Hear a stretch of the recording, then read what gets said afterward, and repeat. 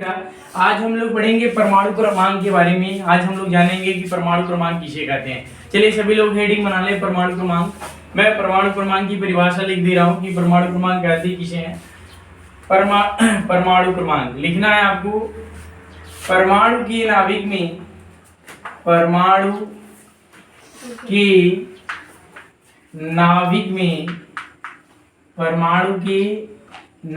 में प्रोटॉनों की संख्या को, परमाणु के नाभिक में जितने प्रोटॉन होते हैं, याद रखिएगा, परमाणु के नाभिक में जितने प्रोटॉन होते हैं उसी को परमाणु क्रमांक कहा जाता है। ठीक है, तो लिखिएगा परमाणु के नाभिक में कुल प्रोटॉनों की संख्या को, परमाणु के नाभिक में परमाणु के नाभिक में कुल प्रोटॉनों की संख्या को परमाणु क्रमांक कहते हैं। परमाणु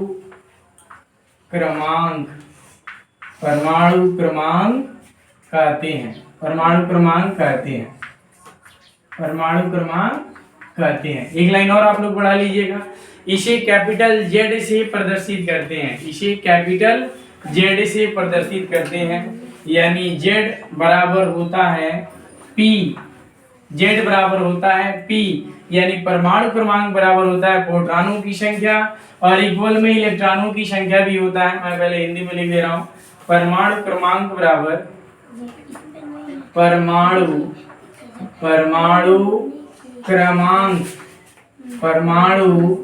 क्रमांक बराबर प्रोटॉनों की संख्या।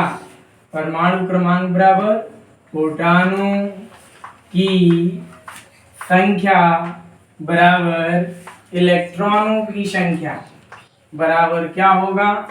इलेक्ट्रॉनों की संख्या।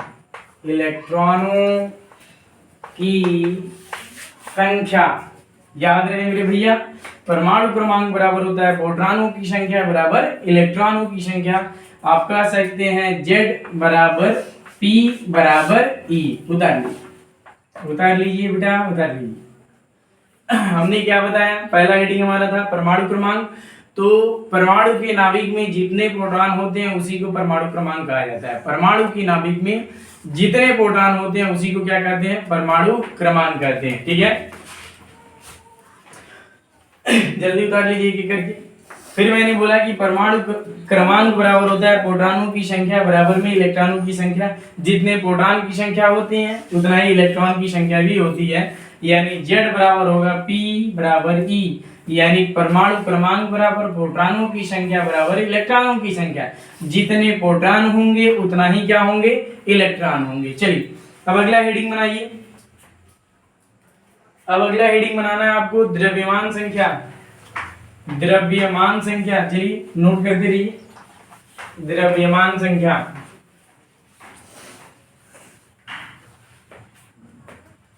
अगला हेडिंग है आपका, क्या हेडिंग है? द्रव्यमान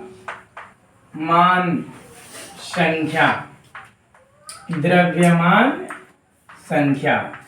चलिए नोट कीजिए। परमाणु के नाभिक में लिखना है आपको, परिभाषा लिखते चलिए साथ में। परमाणु के नाभिक में परमाणु के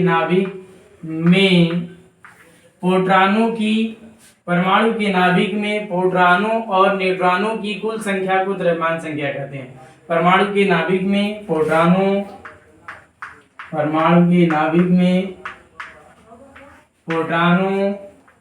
की संख्या, परमाणु के नाभिक में प्रोटॉनों की संख्या और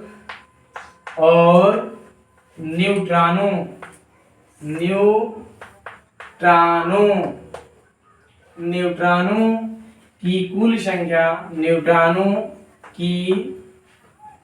परमाणु के नाभिक में प्रोटॉनों की संख्या और न्यूट्रॉनों की संख्या के योग को, परमाणु के नाभिक में प्रोटॉनों की संख्या और न्यूट्रॉनों की संख्या न्यूट्रॉनों की संख्या की योग न्यूट्रॉनों की संख्या के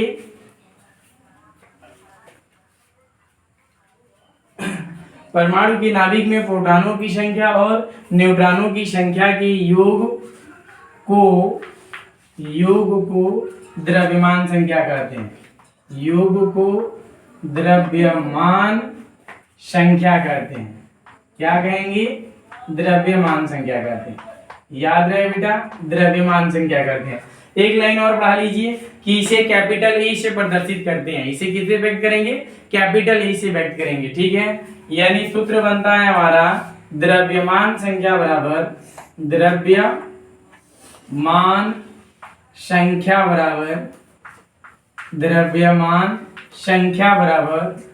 प्रोटॉनों की संख्या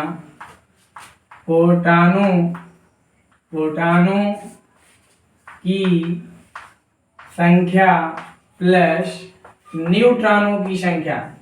प्रोटॉनों की संख्या प्लस न्यूट्रॉनों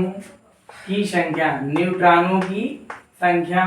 फार्मूला क्या बनेगा बेटा? द्रव्यमान संख्या को किससे प्रदर्शित करेंगे? ए से। ए बराबर P प्लस एन, यही हमारा फार्मूला बना। उतार लीजिए, ए बराबर P प्लस एन। अब मान लीजिए कहा जाए कि न्यूट्रॉनों की संख्या बताइए। क्या कहा जाए? न्यूट्रॉनों की संख्या बताइए। तो आप क्या करेंगे?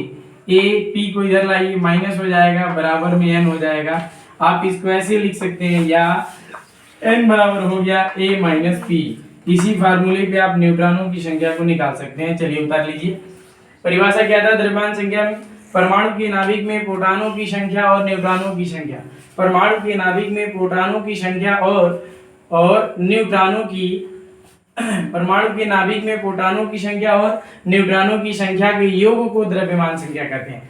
परमाणु के नाभिक में प्रोटॉनों की संख्या और न्यूट्रॉनों की संख्या के योग को क्या कहते हैं? द्रव्यमान संख्या कहते हैं। यानी द्रव्यमान संख्या बराबर होगा प्रोटॉनों की संख्या प्लस न्यूट्रॉनों की संख्या। द्रव्यमान संख्या को हम कैपिटल ए से प्रदर्शित करते हैं, प्रोटॉनों की संख्या को हम P से प्रदर्शित करते हैं, और न्यूट्रॉनों की संख्या को हम किससे प्रदर्शित करेंगे? N से करेंगे। तो फार्मूला क्या बनेगा? A बराबर P प्लस N। अगर कहा जाए कि न्यूट्रॉनों की संख्या निकालिए, तो आप क्या करेंगे भैया? न्यूट्रॉन की संख्या निकालने के लिए प्रोटॉन को क्या करेंगे? द्रव्यमान की संख्या में से घटा देंगे। तो A माइनस P बराबर N, या N बराबर A माइनस P। आइए इस पे एक सवाल मैं आपको बता दूं, एक सवाल बता रहा हूं कैसे क्या करेंगे। चलिए देखिए इस पे सवाल कैसे बनते हैं। मैं आपको पहचानना सिखा दे रहा हूं कि बेटा द्रव्यमान संख्या कहाँ लिखा जाता है, परमाणु क्रमांक कहाँ लिखा जाता है। बहुत से बच्चों को आता नहीं है, तो जिनको आता नहीं है वो इस वीडियो में सीख जाएंगे। देखिए करना क्या है बेटा, मान लीजिए बेटा ऐसे लिखा हुआ है, ध्यान से देखिएगा सब लोग। सोडियम है, तो सोडियम का परमाणु क्रमांक कितना होता है? 11 होता है। सोडियम की परमाणु क्रमांक 11 होती है। तो मैंने यहाँ पे नीचे 11 लिख दिया, देख रहे हैं। और ऊपर हमेशा परमाणु भार लिखा जाता है, द्रव्यमान संख्या भी कहते हैं। क्या कहते हैं? द्रव्यमान संख्या कहते हैं। समझ रहे हैं? तो सोडियम ध्यान दीजिए, सोडियम हमने लिखा है, नीचे क्या है? परमाणु क्रमांक है। नीचे क्या है? परमाणु क्रमांक है। ऊपर क्या है? द्रव्यमान संख्या है। ठीक है, यहाँ पर मैं लिख दे रहा हूँ सिंबल को, थोड़ा ऐसे करके हिंदी में लिख दे रहा हूँ, आप लोग को समझ में आ जाएगा। नीचे हमेशा क्या लिखा जाता है? परमाणु क्रमांक लिखा जाता है। परमाणु क्रमांक लिखा जाता है। परमाणु क्रमांक, इसको और अच्छे से कर दे रहा हूँ। परमाणु क्रमांक देखिए, और ऊपर क्या लिखते हैं? द्रव्यमान संख्या, या परमाणु भार भी कहते हैं।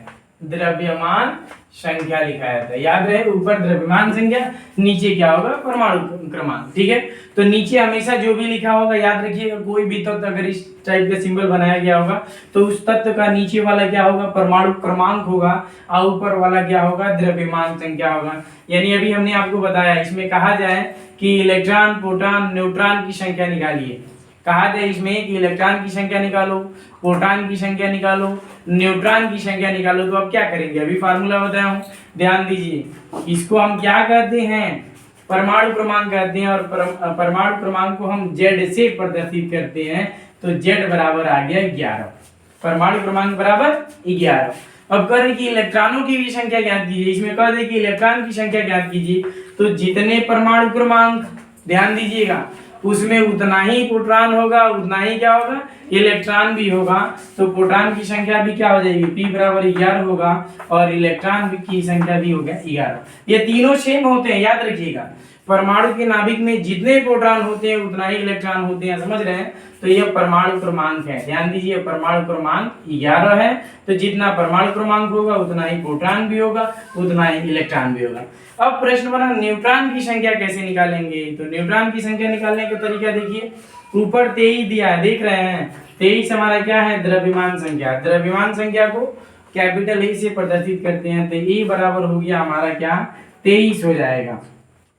न्यूट्रॉन की संख्या निकालने का भी मैंने आपको एक फार्मूला बताया। न्यूट्रॉन की संख्या यानी n का मान निकालना हो तो आप a में से p को घटाएंगे, यानी द्रव्यमान संख्या में से प्रोटॉनों की संख्या आप घटा देंगे तो न्यूट्रॉन की संख्या आपकी निकल जाएगी। तो यह क्या होगा, n बराबर आपका हो गया, a का मान क्या है, 23 है, द्रव्यमान संख्या 23 है, प्रोटॉन क्या है, 11 है। बेटा घटा दीजिए, 23 में से 11 घटाएंगे, क्या आएगा आपका, n बराबर आ गया 12। देख लीजिए मान निकल गया, समझ रहे हैं। अब इस पे सवाल दिया जाए तो आप बना लेंगे। चलिए बेटा, आज की पढ़ाई में बस मैं इतना ही बताऊंगा, शेष हम लोग पढ़ेंगे कल, जो भी पढ़ना होगा। आज की पढ़ाई में बस यहीं तक। सभी लोगों से मैं कहूंगा एक बार इसको नोट कर ले, स्क्रीनशॉट इसका ले लें।